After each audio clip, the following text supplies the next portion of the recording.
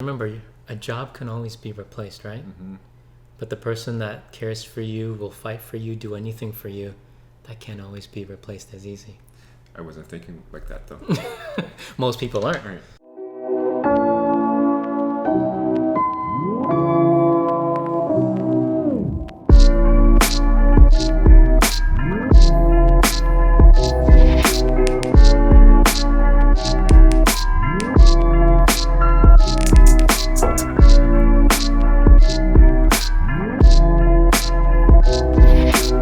Welcome to another episode of The Human Blueprint. I'm Angelo, and I have Bernard and Herman. And I think this is a topic me and Bernard both have some experience with. So I'll start by asking this question, Herman. Is there a such thing as a balance between work and life? Depends on the individual. Some people view a balance that they're always on their phone, always looking at emails, always looking at whatever communication they're on, Slack, messages, whatever it is, and they consider that to be a balance, but they're never present. Yeah, that's me. Mm-hmm. At times. Not all the time, but sometimes. Because in order for ever to have a balance, which means you have to be present at that moment. So let's say you're bringing all the work home and you're never present for the person you're with or present for your family. That's not a balance. Mm-hmm. You got to dedicate and put some time off of that schedule for the people you care about to give them that experience. But if you're replacing those people now with something that you're trying to focus more on, which is like, say it's all work, and they feel replaced, they're not going to be around very long. Okay, so what happens, say, bread maker or Mm-hmm. bread, whatever. So they got to work to provide food for the course. family and all that. And then if they don't do that, Mm-hmm. then you can't keep the family. Of course. So how do you create that balance when you have to do that? So understand this. Do you have to be on your phone or on your computer 24/7 to do that? No, not all the time. Not all the But time. there's certain careers that requires them to be, like, say, working in the evening, Mm-hmm. where they should be spending time with the family. Mm-hmm. So how's that work? So for a lot of people who are in that, you have to make sure that your partner understands or that your family understands, because the biggest part is if that partner or family doesn't understand that this is what you need to do and you just do it without the permission or without them understanding, that's the first red flag, because then they feel replaced. Secondly, if they're doing that and they become, how do we say, involved to the point that they don't even know what the other person needs, what the other person said a day ago, what the other person actually felt or what they're going through, and you're just focused on the work, that's not good. You can always work, don't get me wrong. There's a switch, you can always be on, but you have to be on for other things too when it matters most. Otherwise, the things that matter the most will leave while you continue to just focus on work. I know someone like that. Mm-hmm. That's not me, by the way. Like, I know You sure? Yes, for sure. So he's really, really good at making money. Mm-hmm. So he makes a lot of money, Mm-hmm. neglects the partner. Mm-hmm. Then the partner feels neglected. Mm-hmm. She needs to get some sense of happiness Mm-hmm. in that moment. So she spends the money. Yeah. So then he looks at it, he's like, how come we have so many expenses? Now I gotta go make some more money. Yeah. So he makes more money, and the cycle keeps going on and on. Does that work? No, it doesn't work, but obviously when you're in it, though, it's so hard to see that. Of course, and that's why you have to be careful, because someone gets used to spending all the money that's made now. Someone gets used to always making the money, and then it shows the things that matter most don't really matter. Because let's say 5 years, 10 years from now, when they acquired so many things and they have no more space to put those things. Let's say you have a content sale or a garage sale or a consignment sale. Can you ever get back the same value for what you paid for all those things that you spent? No. Not likely, right? And so you have to be very careful. Is it an asset or is it a liability? Is everything you're doing to build your company an asset? Then communicate that with the partner or the family. So you show them, I need to make X amount of time because this is what I have to build. When I build this, then we can go take that trip. Then we can go do this. Live up to your word. Give them an understanding that this is the vision. This is what has to be done. Get it done. But if you just do what you want to do and don't share a vision and just close your mind and say, this is what I have to do because I'm the man, or this is who I feel I need to do, that doesn't work.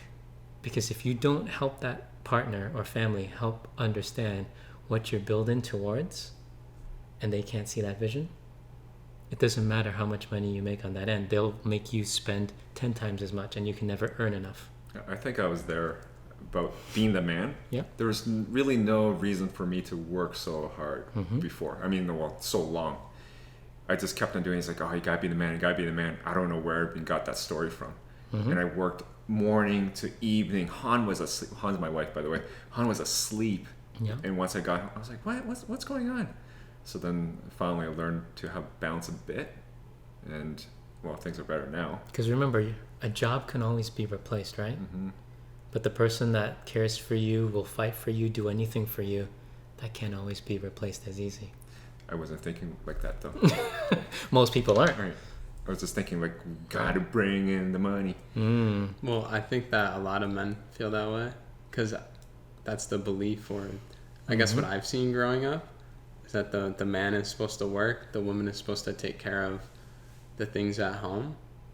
So not to say that that's the right belief, but that's why sometimes I'll feel that I need to be the man, or I need to make sure I make the money or take care of the people. So, well, just keep this into your understanding. Let's say you spent all your time there and you neglected those you care about most. Those you neglected will always look to replace you. Then how good is all the time and effort you put to just focus on the job if you didn't share the vision, if you didn't share or help them understand what you're building? But if you did share that, then both, maybe she can support you. Maybe the family can support you. Maybe they can make your life easier. But if you just think you got to do it by yourself, and the way you're going to do it is you think is always going to be the right way, I can promise you it's never. yeah. So it's not so much the ambition to work, but it's more so the communication between the loved ones. And if that's not in sync, It's like when you build a rocket ship, do you just sit behind and just draw sketches all day and just give it to somebody as an engineer and here, go build that? Or do you have to explain to them, this is the heat-in system to get us up. We need to have a good cool-in system. If we can't cool down fast enough, we can get up there. We're not going to come down safely, right? You got to make sure that the hub is designed in a specific manner to keep going in and out of the atmosphere. You have to make sure all these calculations are done, and then you have to reinforce that theory by making sure that you do test runs. You have to show that the math can actually support the theory to become the reality. So that's building, right?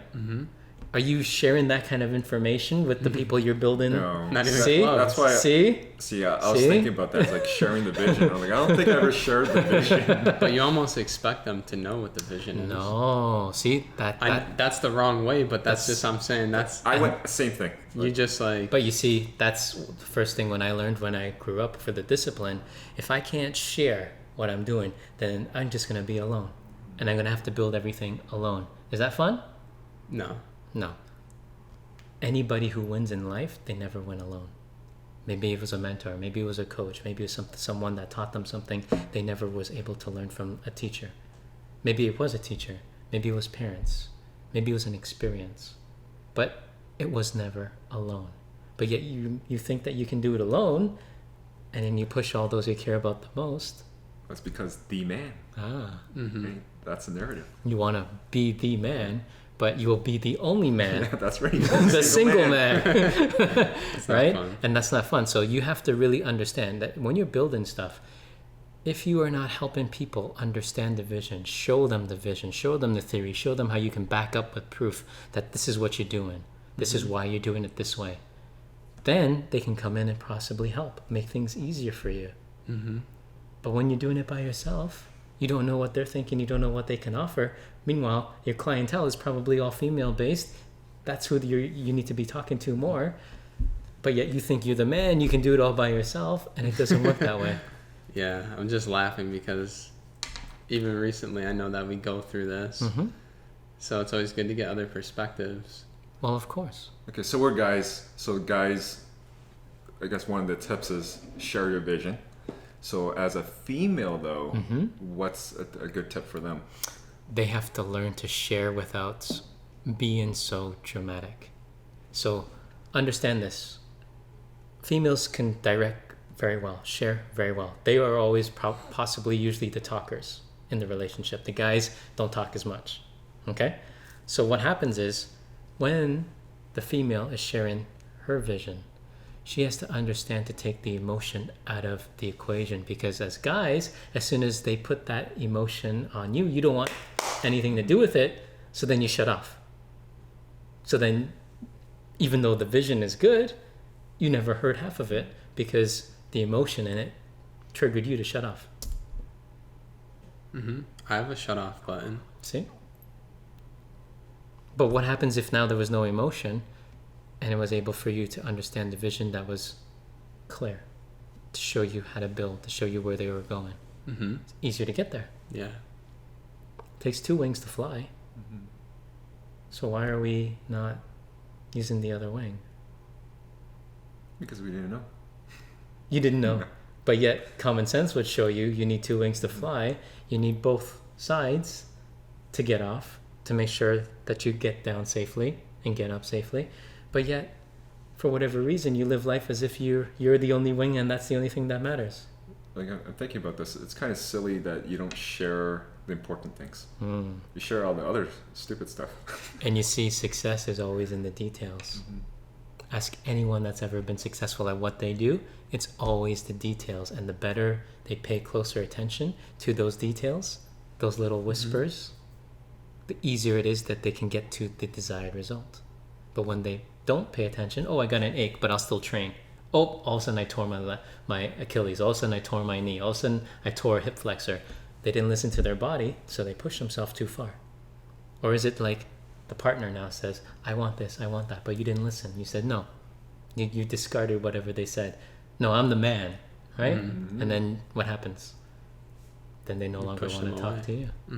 Then when they do talk to you, it's not how you like it, not the way you think they should talk to you. So then you drift further and further. And then it's just your wing again. You can't get any levitation like that. And if you do, it'd be very little. So what about people that work from home? Because I know in the digital age, of course, you can work from your laptop. And a lot of people probably work from home now, or can. So I'll give a story, actually. My mom, she's a hard worker. Okay. She works 5 days a week, typically. And she also, so she goes to her place of work, travels. And then when she comes home, she can also work from her laptop. So she'll probably work like a 8-hour workday and then come home and work for a few hours on her laptop. So I guess the question is, for somebody that can work at home or has the ability to, do you have to find where you draw the line? Well, yes, because a lot of people who do like what you're saying, they don't have self-care. So they'll sacrifice their health. They'll sacrifice the relationships with others. They'll sacrifice other things just to get that done. You have to have a system that says, if I work X amount of hours, and I know this is the amount of hours that are safe to get the job done, I maximize my efficiency with those hours to get more out of it. But people think they need to keep working more and more hours to make it look like they're busy. You want efficiency so that you can do more with your time. It's the inefficiencies that people do. That's why they can't have any time to focus on details. Well, it's true, because even sometimes when we have family over or something, like maybe my cousins come over or my grandmother or something, she'll still work. Yeah. So she's trying to she has good intention, wants to work, make more money, wants to support the family, always sacrificing and trying to take care of everybody else. But it'll interfere with the relationships, because when we're at home and we're just trying to relax or something, she feels that it's a good time to work. And I see how I do that too, because when I work from home, sometimes I don't know when to draw the line and to say, that's it. I know I still have stuff to do, but I can do it tomorrow. Yeah, I had to learn how to draw the line too. So now I sync it with Han's schedule, just so that we have our time as well. It's very important. I can work forever, honestly. But it's very important to have that time, because that time that you neglected now, when you're old and you can't mobilize as quickly, you will look back and say, I wish I did this. I wish I had done more of that. You can't change it then. It's like I think one of the things that occurred to me was that you can't really buy time. You can, to a degree. I mean, you can't exchange it for Yes. dollars. You Yes. can't use PayPal for buy time. So But you can buy the convenience to save time. yes. So I learned to be a little bit more efficient. Mm-hmm. Well, that gave me a good idea. I'm like, maybe I should look at syncing my work with school or whatever the case may be. Family. Yeah. Your partner. Okay. So I think I have one more question, Mm-hmm. because I see this a lot on social media where it's like hustle mode. Yeah. And all this stuff Okay. that people put out, and it's almost like they like to advertise the fact that they're hustling. So, do you know where that term comes from? Hustle. I don't. Do you? No. That term came from when you would rob someone. I So hustled. Oh, you yeah, like got you're hustling. You hustled. got hustled. Okay. So why would we use that term for our workforce or for our ability to work? We're robbing ourselves. You can use great effort. You can use the ability to be focused, efficient. But as soon as you start mixing definitions and not knowing what it is and just saying I'm doing this and doing that, and you don't truly understand it, you're not going to get the desired result. So if you start switching the vocabulary to something more pro, then you would get more efficient. But if you use words like hustle all the time, think of it, well, look at the amount of people you know that are being hustled, stolen from, taken from. That's A lot. hustling, right? Because that's the word. But why don't we switch that word to efficient, greater effort, focused effort? Why don't we switch that so that we understand what we're actually doing? Because when you say hustle, you don't realize maybe it's not ethical, legal, and moral. Maybe someone's getting hurt. Someone has to lose so you can win. Well, I think it goes back to something we talk about all the time, and that's you see something and you don't have your own belief system or you don't have your own values, so you just do as you see. So other people are using hustle or saying YOLO or saying these other things that That's you still just... going on. I don't know. I haven't heard it in a long time, but... People can no longer speak. They have to use acronyms. But yeah, I mean, you see hustle is like a trendy word and people are using it. So they're not really... One thing I think that word replaced is hard work, and I don't feel nothing could ever replace hard work. See, when you say hustle, it doesn't mean you're focused. Let's say hustling is you go down to every single house on the street and all you do is knock on doors all day, and you call that hustling, but you have no results. Is that good? No. No. Efficient is saying know which door to knock on to get a closer desired result. So let's say you're in the market, and the market that you're in, every door you knock on, everyone makes 20K or less. But the product you're selling is already 10K. Can they afford that? No. But you're hustling. But if you were efficient and you understood how to use that efficiency, you know the neighborhood to be in, you know the zip code to be in, so that when you open up that door, you know that the people have less rejection because they have the resources to open more doors. Do you understand? Yeah. So you have to know how to be efficient and put that system in place to become more and more efficient. But if you're just hustling without any direction, that's a lot of wasted energy. Like working smart. Always smart. I don't know how the hustle got into this hot topic, or I think it's possibly because all the entrepreneurship is pretty trendy. But like if people, everybody wants to be an entrepreneur, and that's only because of social media. right? Because of the image. But not everyone is built to lead. Would you agree with that? Well, I'm just thinking because you can learn some leadership skills. But not everyone's built for it. Correct.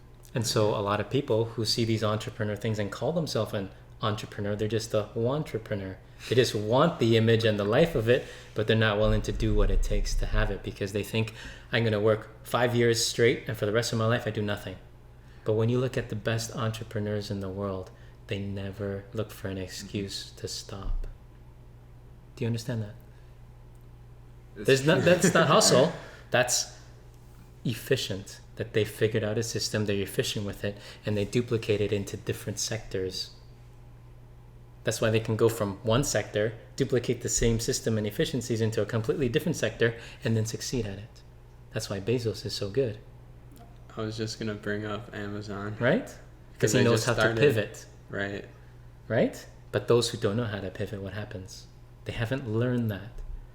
Then they become the wantrepreneur because they have the image that they want, but they don't do what is necessary to get there. And then to sustain it.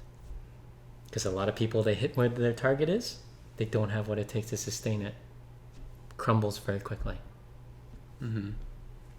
Well, as we wrap up, when you said like the 5 years and then they don't want to do anything, Yeah. I was actually sold that when I was 16. Yeah. Like the 3 to 5 year plan and then never work again. And I fell for it. Well, at least you had 5 years. I had 2 years. So I'll ask you a question. Have you seen anyone do that? To actually Build from scratch, just like that? not anyone I know of. Have you seen anyone do that? Not really, and not legally. Well, yeah, okay. Exactly. And But I'm not saying that person doesn't exist out there. But if that person is listening to this, a lot of the times when you look at the person that did that, it's because they shut themselves off from the world.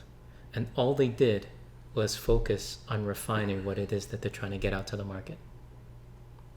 Bill Gates. Mhm. His partner, Paul Allen, locked themselves in the garage and didn't move until what they were going to create was ready for market.